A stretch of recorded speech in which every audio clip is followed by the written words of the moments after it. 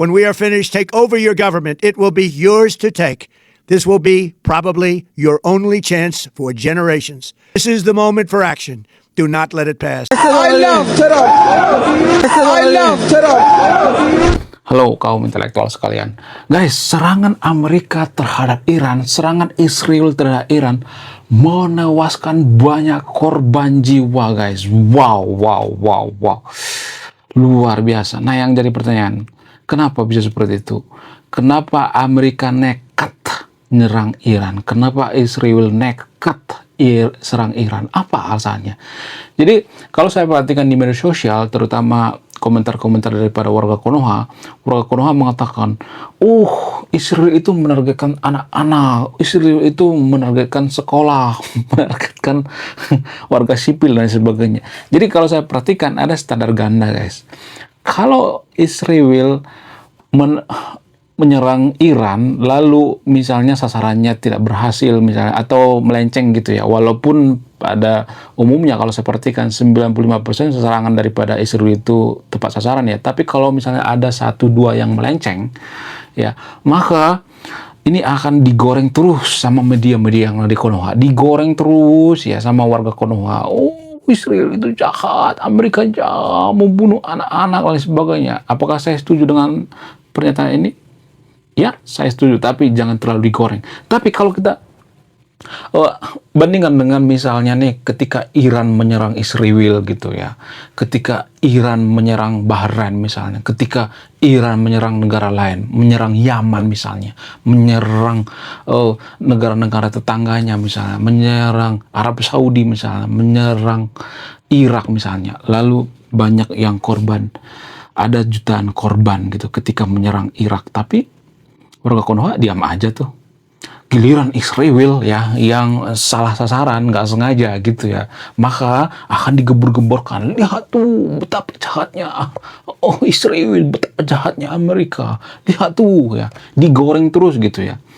Padahal kalau kita bandingkan, Iran itu secara geopolitik ya, saya tidak berpihak pada siapapun di sini. Saya tidak berpihak pada Iran, saya tidak berpihak Amerika, saya tidak berpihak pada Israel ya, saya benar-benar netral di sini ya.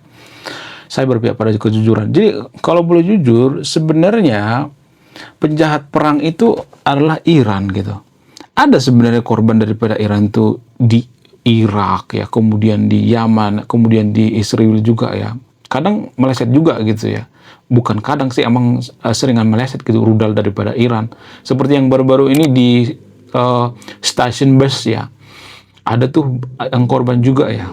Apakah ada warga sipil yang kena? Banyak yang warga sipil yang disasar gitu. Kalau Israel kan yang disasar itu kediaman daripada Ayatollah, kemudian situs nuklir gitu. Tapi kalau Iran kan nggak tahu kemana arah daripada rudalnya. Nggak tahu kemana sasarannya gitu. Kadang ke sawah gitu ya, kadang ke gurun-gurun ya, kadang ke stasiun bus. Apaan ke stasiun bus yang ada di sana itu ya, tukang parkir ya, para kernek kondektur itu. Apaan coba diserang kondektur ya kan? Kalau menyerang ya pangkalan militer dong yang diserang. Jadi kondektur yang kena gitu. Jangan gitu dong. Saya yakin gitu ya, menurut keyakinan saya, kenapa rudal daripada Iran ini nggak tepat sasaran? Menurut dugaan saya, karena ketika mereka meluncurkan rudal itu, mereka menggunakan doa gitu ya. Jadi sasaran daripada rudal itu tenaga doa gitu ya, bukan tenaga peralatan canggih gitu ya, seperti misalnya komputer dan sebagainya. Enggak. Kalau Iran, kalau saya perhatikan itu mereka bercikir dulu gitu, baca kitab suci dan lalu meluncurkan gitu ya. Jadi mereka masih percaya yang namanya doa gitu untuk supaya rudal itu tepat sasaran, dan ini keliru besar gitu. Diketawain tahu guys ya. Berkali-kali saya mengatakan, dalam perang itu doa itu disampingkan dulu deh. Bukan berarti saya mengatakan tidak boleh berdoa. Kalau doa itu bisa menangkis rudal, kenapa kita nggak berdoa tiap hari ya kan? Kalau doa itu bisa memperbaiki ekonomi kita, kenapa kita nggak bagus ekonominya kan? Bukan berarti saya larang berdoa ya, tapi kita itu berpikir bahwa doa itu menyelesaikan segalanya gitu ya. 99% masalah selesai karena berdoa. Buktinya Konoha itu salah satu negara paling rajin berdoa di dunia. Cek data, saya tidak asal mangap. Negara paling rajin berdoa di dunia itu adalah Konoha. Ya, kalau dengan berdoa negara kita maju, udah dari dulu kan kita maju kan, tapi ternyata doa kita itu tidak bisa memajukan negara kita kan. Doa itu tidak bisa memberangkatkan nuklir gitu, nggak bisa gitu ya. Doa nggak bisa menciptakan nuklir, nggak bisa. Jadi bukan berarti saya nyuruh tidak berdoa, tapi kadangkala kita berpikir dengan berdoa itu kita sudah berpartisipasi gitu ya. Jadi di Konoha itu banyak tuh warga Konoha mendoakan supaya Israel hancur, supaya Amerika hancur. Mohon maaf bagian itu. Kalau doanya manjur, kenapa nggak dari dulu hancur ya kan? Jadi kita itu, mohon maaf bagian ini ya. Ini mungkin terdengar asing, tapi kalau dari secara akademis ini menurut saya itu lucu gitu ya. Kalau doa itu bisa menyelesaikan masalah gitu, yang bisa menghancurkan Israel, menghancurkan Amerika, kenapa nggak dari dulu hancur ya kan? Ya secara Konoha itu adalah salah satu negara paling rajin berdoa di dunia. Cek data.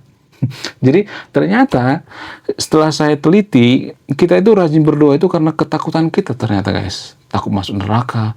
Jadi kita itu ibadah tanpa kita sadari karena ketakutan kita, bukan kesadaran kita gitu. Secara ilmiah kalau saya perhatikan ya.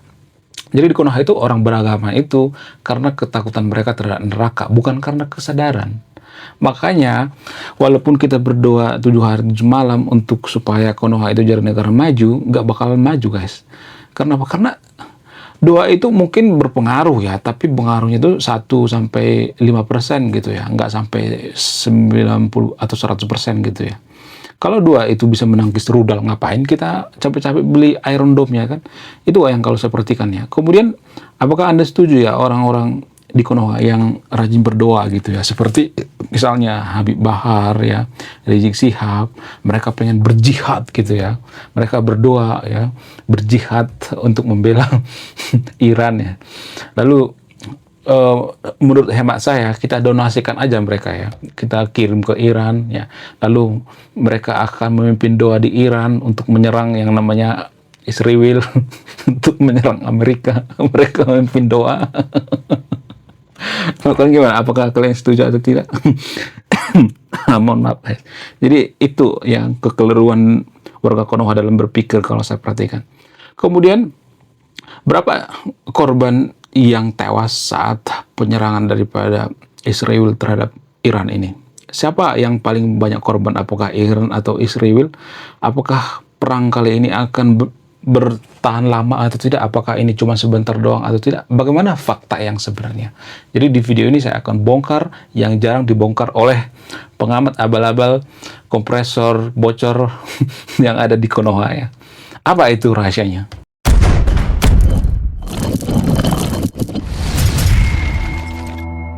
Secara geopolitik, kalau saya perhatikan itu secara geopolitik guys, bukan secara agama ya. Kalau saya perhatikan itu, posisi kita itu salah guys. Konoha itu salah posisinya, mengambil posisi itu salah. Harusnya yang kita bela itu Amerika dan Israel. Kenapa saya mengatakan seperti itu? Karena itu lebih menguntungkan. Geopolitik itu tidak mengenal yang namanya siapa benar, siapa salah. Enggak, siapa yang paling menguntungkan. Makanya, kalau kita perhatikan, orang-orang Timur Tengah itu nggak peduli dengan kemerdekaan Palestina. Nggak peduli. Ya, kalau lu merdeka ya udah merdeka aja, nggak ada kemerdekaan yang gratis, nggak ada. Jadi orang Timur Tengah itu berpikir seperti itu. Kenapa? Karena mereka takut sama Amerika. Kenapa mereka takut sama Amerika? Apa alasannya? Karena teknologi Amerika itu sangat luar biasa. Ya, militer Amerika itu sangat luar biasa, masih nomor 1 di dunia. Jadi kalau Arab Saudi coba-coba gitu ya melawan Amerika, melawan Israel, maka akan digoyang ya. Ya, maka rahasia-rahasia daripada Arab itu akan dibocorkan semuanya gitu. Yang megang kartu orang Timur Tengah itu, negara Timur Tengah itu ya Amerika gitu. Kenapa bisa seperti itu? Ya karena kalau mereka membela Iran ya, maka mereka akan tidak dapat apa-apa, nggak dapat apa-apa coba dari Iran. Saya mau nanya yang nonton video ini, apa yang mereka dapatkan dari Iran? Minyak mereka juga punya, teknologi mereka nggak punya tuh Iran, teknologi apa yang dipunyai oleh Iran gitu. bagaimana dengan nuklir atau para peneliti-peneliti dari Iran? Ada sebenarnya peneliti di Iran, tapi nggak sebanyak yang ada di Amerika. Kalau dibandingkan dengan Amerika, yang memenangkan Piala Nobel di seluruh dunia ini terbanyak itu Amerika. Cek data. Saya tidak asal mangap, guys. Ya, saya bikin video itu, saya riset dulu gitu ya, baca dulu gitu ya, bukan asal mangap gitu ya. Ya, pemenang Piala Nobel terbanyak di dunia itu di Amerika. Di Iran juga ada sebenarnya pemenang Piala Nobel ya.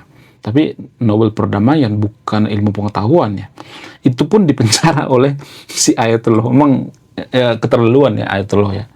Orang yang memenangkan Piala Nobel di Iran itu dipercaya, dikerangkeng sama Ayatollah. Luar biasa emang Ayatollah ini.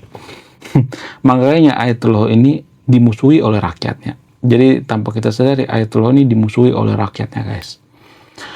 Menurut hemat saya ya, lebih baik kadrun-kadrun yang ada di Konoha itu, yang tidak berguna itu ya, seperti misalnya Habib gitu ya, Habib seperti Habib Novel, Habib Bahar, Habib Rizik dan sebagainya ya, orang-orang yang radikal lebih baik dikirim ke Iran gitu ya. Lumayan kan, lumayan untuk membantu keringanan daripada Iran ya kan.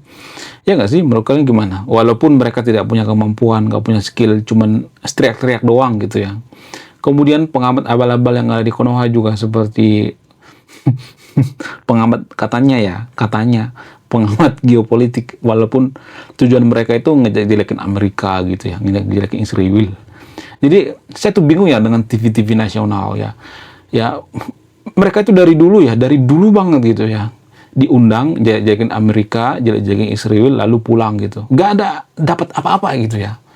Mereka tidak pernah berpikir kenapa Amerika ditakuti gitu, kenapa Israel ditakuti di Timur Tengah. Harusnya kan introspeksi diri dong, kenapa mereka ditakuti, kenapa Amerika ditakuti. Jadi kalau kita mau introspeksi diri, mohon maaf bagi yang untuk video, saya tidak berpihak pada Amerika di sini, saya tidak berpihak pada Israel ya. Gini guys, kalau kita bicara tentang yang namanya teknologi di dunia ini, Amerika itu adalah nomor satu. Kenapa Amerika ditakuti? Karena teknologi mereka sangat luar biasa, canggih. Ya, terutama teknologi militer. Makanya Arab Saudi itu nggak mau neko-neko dengan Amerika. Kalau nggak, mereka tidak akan dikasih suku cadang gitu ya.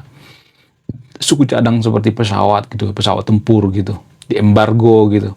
Kenapa Amerika itu ditakuti? Ya seperti itu, teknologinya luar biasa gitu. Bukan karena Amerika itu jago kelahi, bukan, tapi karena teknologi. Jadi sekarang ini zaman teknologi guys ya, tanpa kita sadari. Lalu bagaimana caranya menyaingi Amerika? Ya saingi teknologinya. Gimana cara menyaingi Amerika? Ya supaya kita bisa menguasai Amerika gitu ya, bisa mengungguli Amerika. Ya minimal kita seperti China lah gitu. Walaupun China itu masih belum bisa mengungguli Amerika ya, terutama bagian militer ya. Ya salah satunya itu ya, yang pertama itu teknologi ya. Ya, teknologi itu tercipta karena apa? Karena SDM. Ya, SDM itu tercipta karena apa? Karena pendidikan. Pendidikan yang bagus itu tercipta karena apa? Karena banyaknya orang yang berpikir kritis. Orang yang berpikir kritis itu tercipta karena apa? Karena pengaruh daripada gizi yang mencukupi gitu. Ya, gizi yang mencukupi itu karena apa? Karena keseriusan daripada pemerintah dan kesadaran daripada masyarakat gitu. Mereka rajin membaca, ya mereka berkesadaran gitu. Jadi pada intinya masyarakat yang berkesadaran gitu.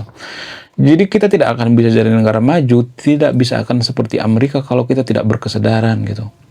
Gimana kita mau maju? Coba di Indonesia juga masih banyak yang stunting ya. Kemudian udah stunting ya, lalu dimasukkan ke pesantren gitu.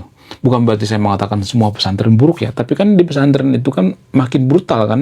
Ya di dogma tuh ya, di pesantren ya. Kemudian dikasih wajangan-wajangan tuh ya, Amerika laknat, Amerika jahat ya. Dikasih tuh ya, di briefing tuh tiap hari kan.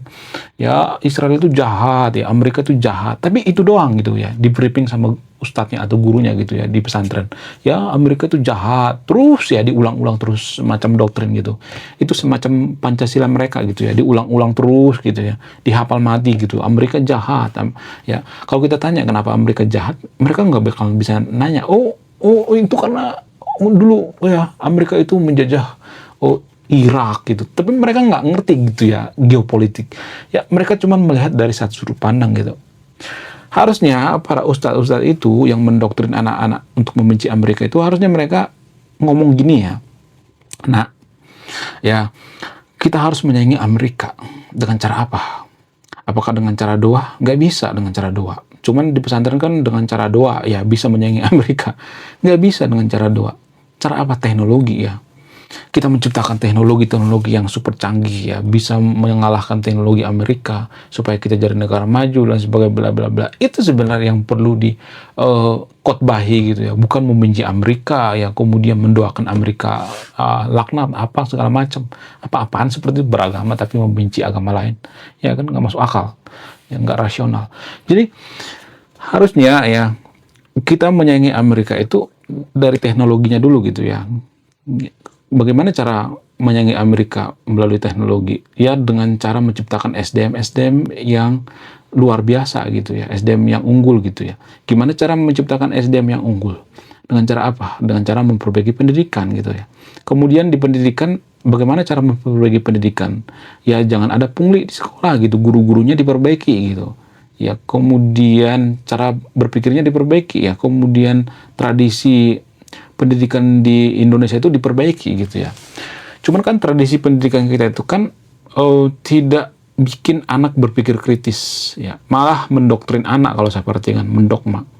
Kita tidak diajarkan berpikir kritis di sekolah kan, kecuali di kampus, itu pun nggak semua kampus ya.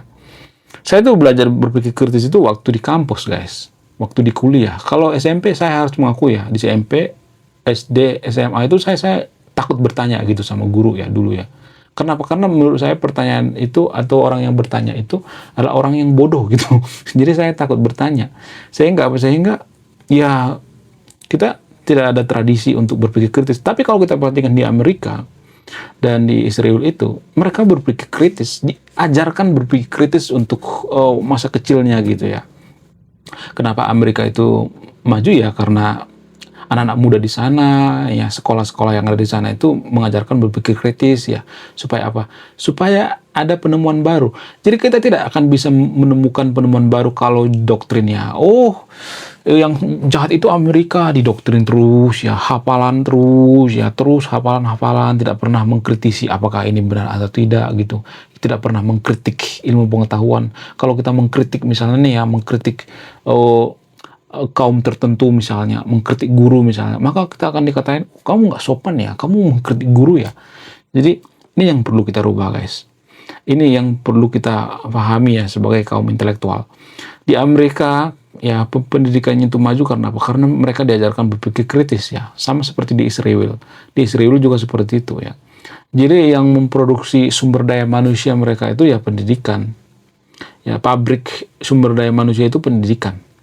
Untuk memperbaiki sumber daya manusia ya perbaiki dong ya produksinya gitu ya, cukup simpel ya, tapi ini kita nggak pahami gitu. Kenapa? Karena kita itu rata-rata SDM rendah, berputar-putar terus ya, pejabat kita SDM rendah, kemudian para guru-guru, nggak semuanya tapi ya, guru-guru di Konoha itu banyak juga yang SDM rendah, mereka nggak pengen muridnya berpikir kritis ya, nggak pernah diajarkan untuk belajar ya selain hafalan ya, nggak ada hafalan-hafalan terus ya, sehingga kita tidak bisa menyaingi Amerika. Boro-boro menyaingi Amerika, menyaingi Singapura juga nggak bisa gitu kan, menyaingi Jepang juga nggak bisa gitu. Jadi lagi-lagi berpikir kritis kita harus ini ya, harus digalakkan di sekolah-sekolah ya. Saya ngajak yang nonton video untuk berpikir kritis gitu, bukan mendogma. Saya nggak mendoktrin yang nonton video ini. Kalau saya salah, saya pasti berubah gitu. Kalau saya benar, bukan berarti kebenaran saya itu mutlak gitu, karena kebenaran hari ini bukan kebenaran hari esok dan hari esok lainnya gitu. Jadi kebenaran itu tergantung dari sudut pandang gitu. Cuman guru-guru di Konoha itu, terutama guru di pesantren itu mendoktrin gitu, lebih mendoktrin murid-murid ya. Sudah SDM-nya rendah, sudah kekurangan gizi, malah didoktrin ya. Ya makanya saya sering menemukan komentar-komentar yang mengatakan Amerika jahat ya. Jadi dalam dunia ini ya, kalau kita perhatikan, kita nggak boleh melihat dunia ini hitam putih ya.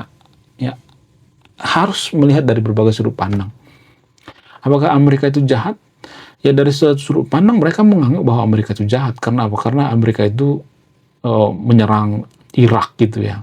Tapi di sisi lain kan Amerika membantu warga gajah ya. Donatur terbesar di dunia itu kan dari Amerika ya. Kemudian Amerika juga membantu Indonesia merdeka gitu ya. Itu menurut sejarah guys ya.